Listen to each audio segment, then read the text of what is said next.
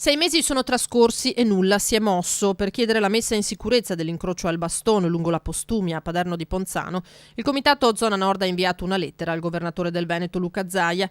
Il suo presidente Cristian Zanatta ha perso la madre Natalia Frare proprio all'altezza di quell'incrocio la sera del 31 maggio scorso, incidente in cui anche la figlioletta di 3 anni era rimasta ferita.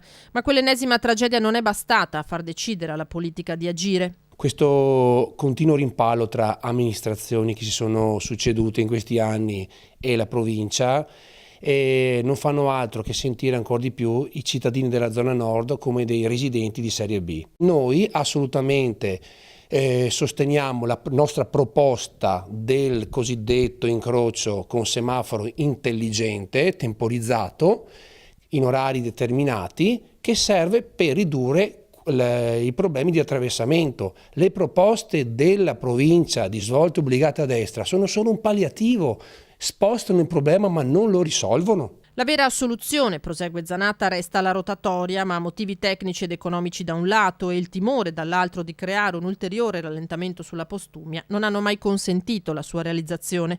Qualcosa però bisogna pur fare, ribadiscono dal comitato. Se comune e provincia non raccolgono il loro appello, la speranza è che lo faccia il governatore. Indipendentemente dal colore politico, è una persona che tiene al suo territorio. Speriamo che con il suo puntuale intervento si trovi finalmente una soluzione a questo annoso e vergognoso problema.